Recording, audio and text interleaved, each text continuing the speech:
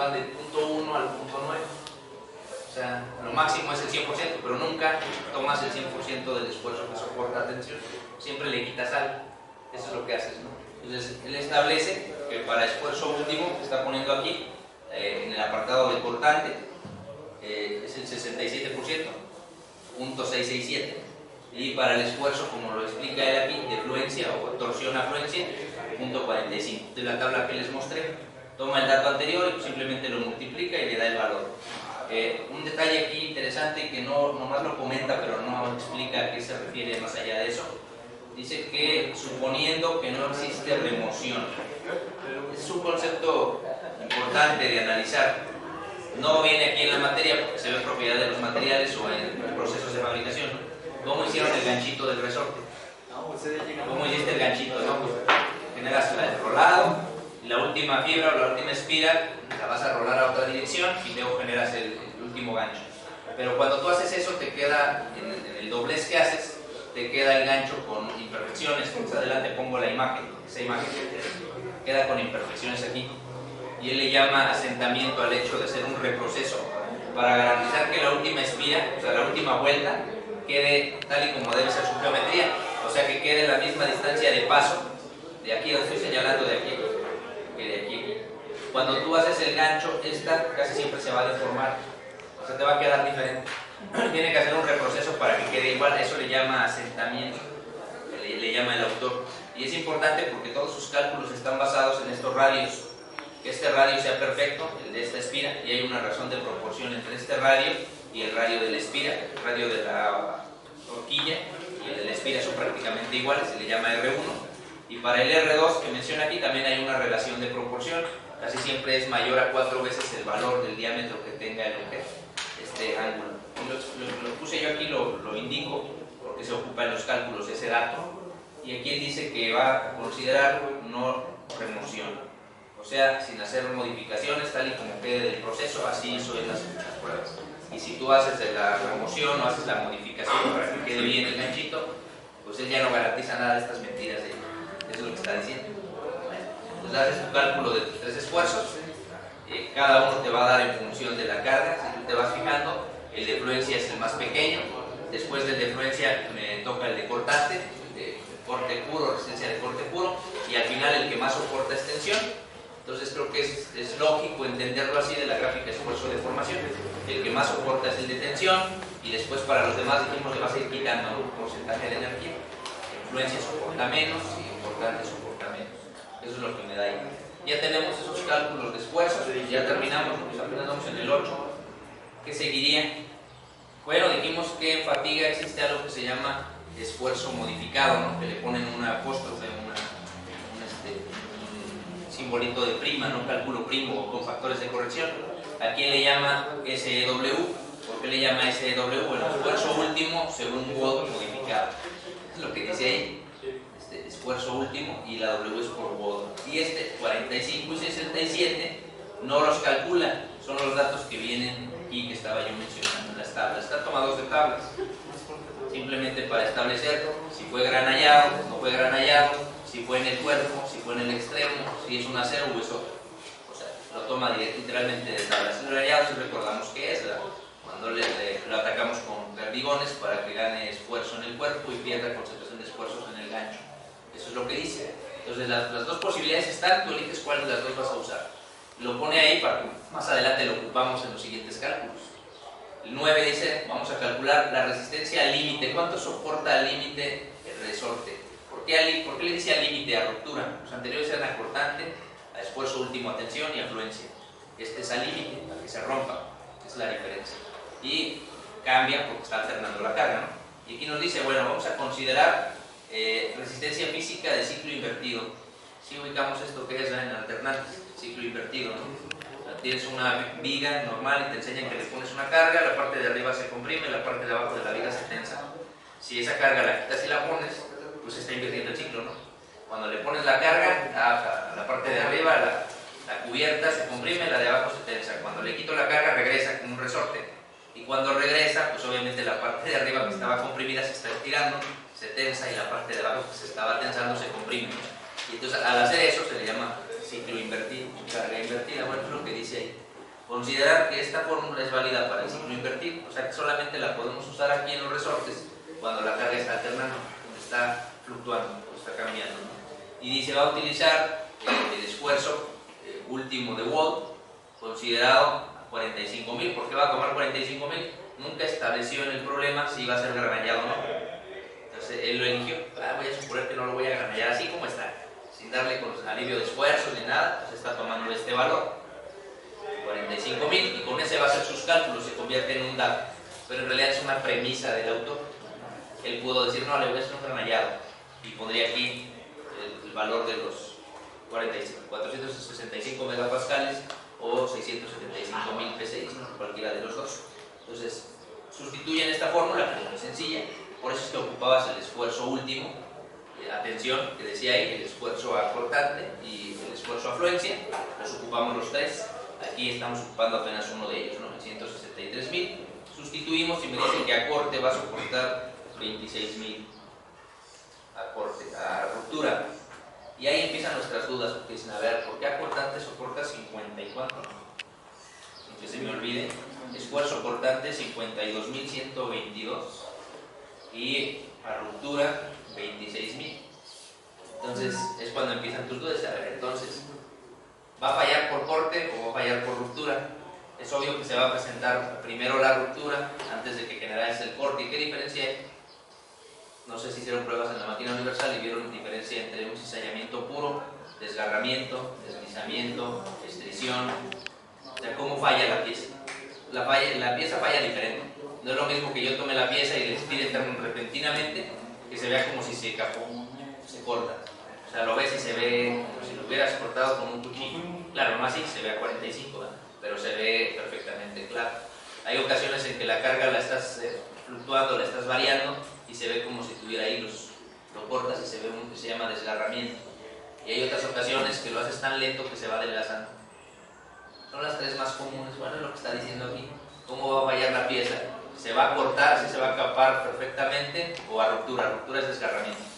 Es a lo que se refiere. Te está diciendo aquí cuál fenómeno ocurría. Primero, nunca estableció el autor en qué tiempo va a estar fluctuando esa carga de 500 a 250. ¿Cada cuándo va a ser eso? Para saber qué tan rápido va a ocurrir este fenómeno. Entonces no sabemos cuál va a ocurrir primero. Sabemos la carga que debe soportar. Todavía no es información suficiente, pero para ir interpretando, ¿no? Hasta aquí vamos bien. ¿Qué es ese? El esfuerzo último del material. Este esfuerzo último del material. Por resistencia al límite, le dice aquí el esfuerzo último. La ruptura del material, del alambre. Lo que soporta. Hago una aclaración, es el alambre, pero no es para que agarres el alambre como está, vertical, y ir a la máquina universal y ver estirar. No, es el alambre con su geometría de resorte. O sea, lleva la inercia de haberle dado esa forma. Tendrías que llevar el resorte, sujetarlo y hacer la prueba hasta que truene. Y vas a ver que va a fallar en ciertas espías. Y va a fallar por corte, del que estamos diciendo, que se cape, o va a fallar porque se desgarre. Eso es lo que dice ahí. Sí hay algunas tesis que hacen en ciertos tecnológicos que se le dedican el tiempo a generar esas pruebas, porque mezclan, hacen proyectos integradores, entonces mezclan materias de mecánica de materiales o resistencia de materiales con materias de diseño. Y como dan al mismo tiempo, pues hacen la prueba del resorte, calculan el resorte y calculan lo que ustedes vieron. Si hay algunas tesis que encuentras, en América pues hay mucho, ¿no? Los gringos tienen mucho, pero nuestro aquí solo en ciertos textos he visto, los textos grandes, 2 o 3 textos he visto de maestros que dicen, vamos a hacer esto, porque no hay mucha información más allá de lo americano. Y vas a hacer esas pruebas, a ver cuánto soporta y ver qué tanto está lejos de la realidad de estas mentiras. Por eso yo hablo siempre de diseño de experimentos. Vamos a hacer la prueba. ¿Qué validez tiene la prueba? Ninguna, porque solo haces una. Tendrías que hacer unas 10, 20, tomar datos, y va a hacer un modelo estadístico y decir, ahora sí, de esos resultados aquí está. Eso no, pues no tenemos esa, ni la expertise en los mecánicos, no nos enseñan tanto la estadística ni hacemos tantas pruebas, ¿no? Para poder generar. Pero ahí está la intención de hacerlo. Al menos en algunas instituciones lo hemos empezado a hacer y lo hemos logrado con un éxito. Entonces, esta primera parte del cálculo. La segunda parte son los FDS, los factores de seguridad. Dice calcular, y son 3 factores de seguridad. Factor de seguridad contra fatiga o contra cansancio para espiras sujetas a torsión. ¿Por qué torsión? Porque primero se tuerce y luego falla por corte. Eso lo dije en el anterior, eso es lo que ocurre normalmente. No se aplasta, primero se tuerce el alambre y luego se corta.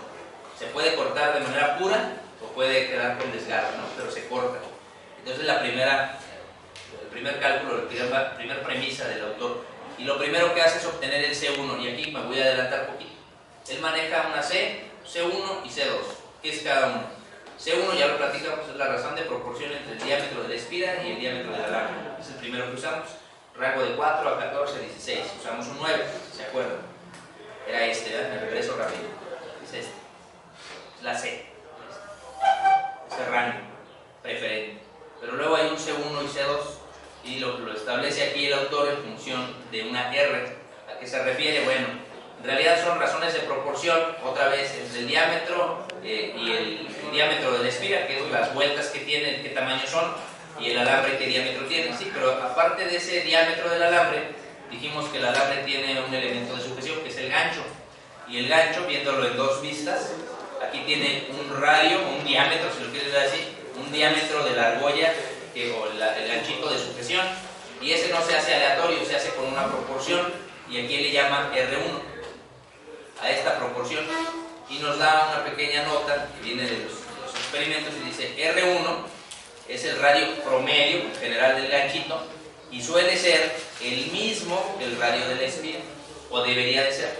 Si la espira tiene 2 pulgadas, el gancho debe ser de 2, y van a ver que no siempre se cumple. Si tú eres observador en las máquinas, si dices, caray, esta no cumple esa regla, entonces no puedes validar su vida útil. Lo que está garantizando aquí el autor es la vida útil. Va a durar la vida infinita que decía al inicio. ¿Y qué va a durar? No nomás las espiras, el ganchito también. Es a lo que se refiere. Bueno, ese es el R1, pero acá en esta vista puedes ver que hay otro radio. Tuvo que doblar el alambre en la sección transversal y hay un radio aquí. Este obviamente generaría una flexión y este generaría una torsión.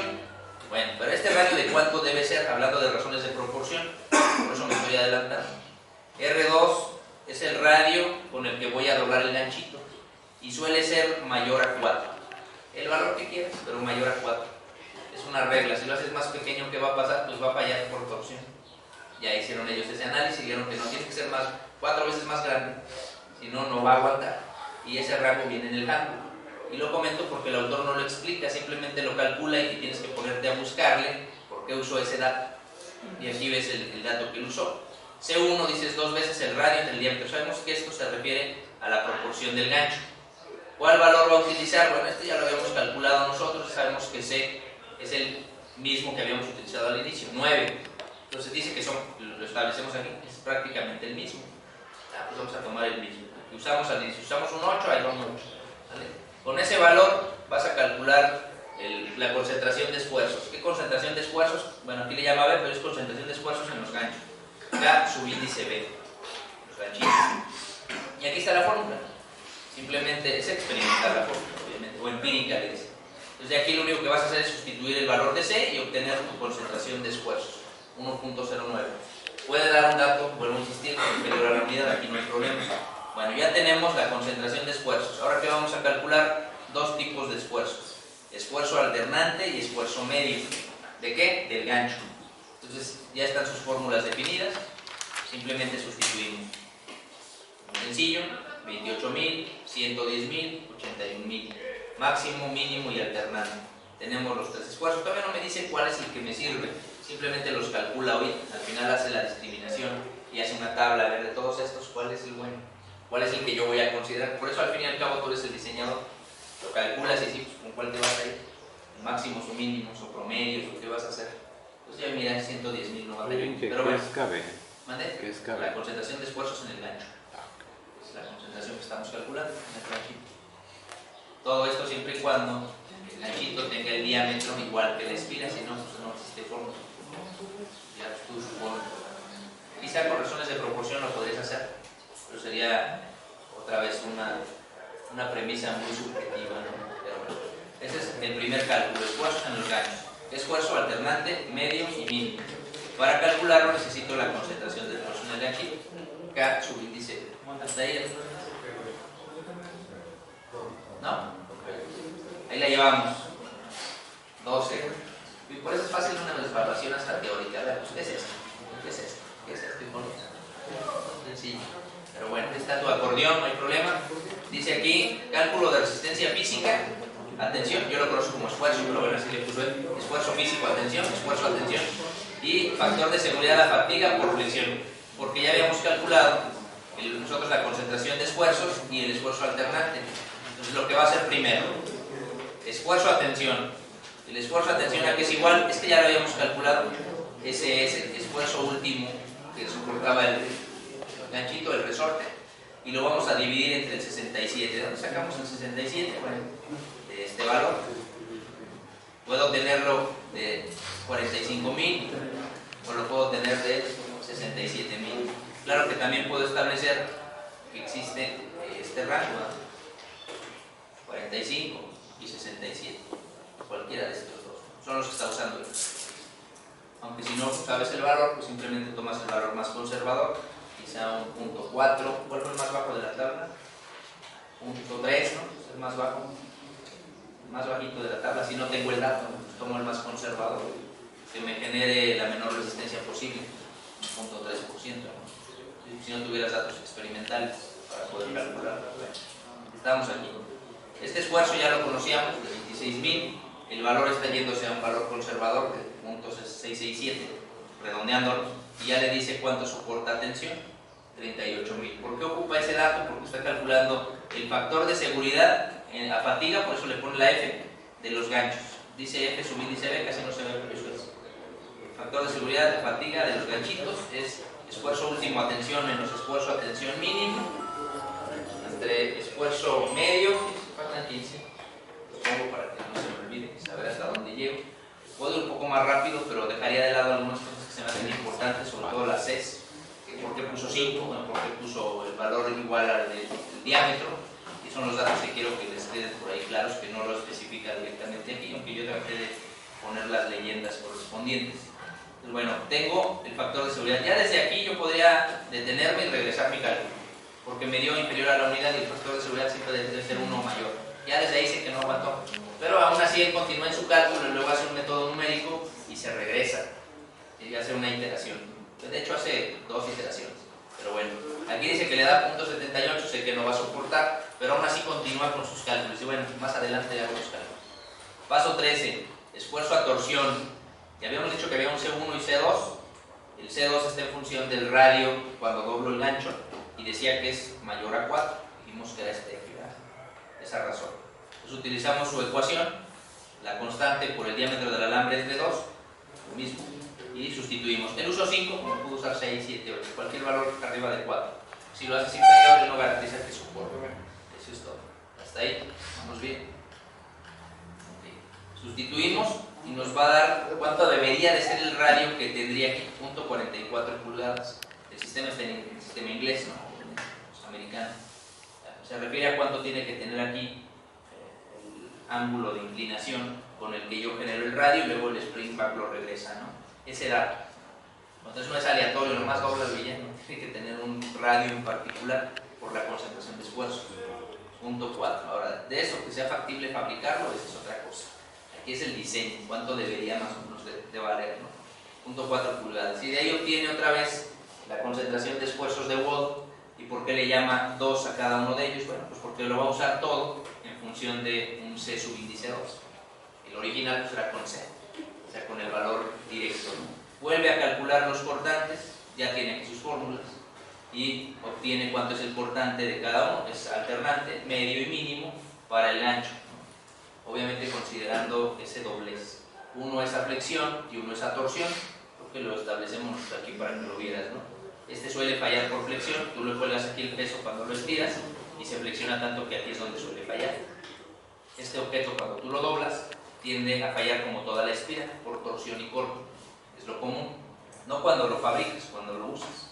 Y es a lo que se refiere. Y ahí vamos hasta el paso 13 en el cálculo. Sabemos que va a iterar, que desde aquí no soportó, pero itera a partir del 15. Hasta ahí alguna duda. ¿De dónde sacó de que C2 es igual a 5? De cualquier valor superior a 4. ¿Y de dónde sacó de que hace un experimento con el resorte y ve prueba con diferentes radios y saca una razón de proporción y su cálculo dice tiene que ser un valor superior a la unidad de 4 para que no falle.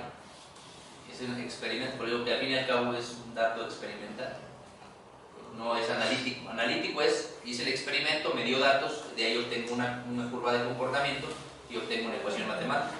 lo matemático es cómo obtuve esa curva, pero en realidad es experimental y es como lo obtienen, ¿no? Es como se hace. Claro que hay muchos imponderables, muchos posibles errores. Significa que debe ser 4 veces mayor, ¿no? 4 veces más grande para que soporte. Si tu radio de tu alambre es de 0.1, 4 veces más grande debe ser. Pero hizo pruebas para saber eso.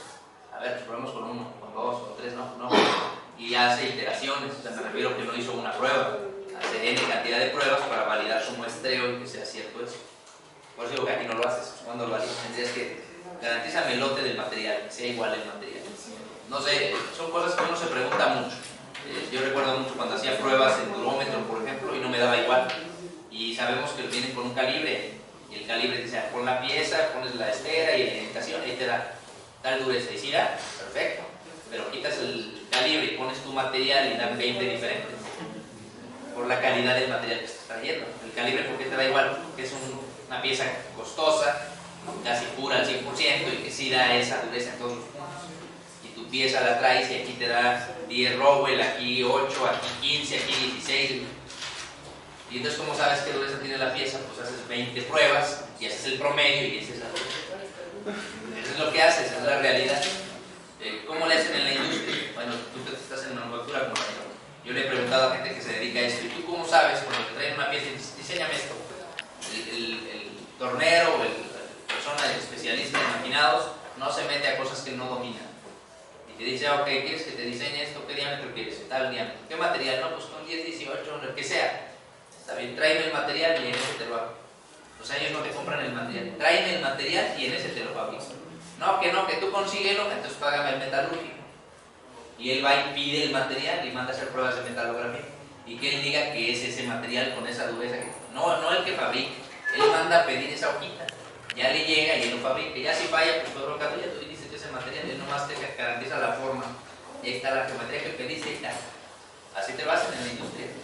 Pues, ¿por qué es así? Porque no está, vuelvo a esto. Es lo mismo que estás viendo aquí. No está tan fácil como se ve. ¿Cómo obtuvieron esos datos? Son experimentos. Y aquí nosotros creemos en eso. En realidad yo digo que estás tanteando, ¿no? Pero estás tanteando como ingeniero. Es un tanteo, porque en realidad no tenemos datos así como estos, no tenemos. Lo más cercano que hay aquí es el Senan en México. Es lo que yo conozco que hace algo como esto. Pero pues, te cobra cada cosa que quieras, ¿no? Quiero una prueba de esto. Ni Cientec lo hace, ni el CIO. Pruebas de este tipo STM, solo el Senan, que hace algo como esto. Quizás Investap, pero para las pequeñas. Y lo comento nada más por el último punto que voy a ver, que ya es al que quiero llegar, al 15, para después las iteraciones. Hasta aquí, es una duda. El 4. A ver si traigo el rango para que lo veas. Por aquí tengo uno de tribología y uno de diseño, para que veas los HAN. 580 y tantas hojas del HAN, el libro de mano, donde vienen los detallitos de dónde sale.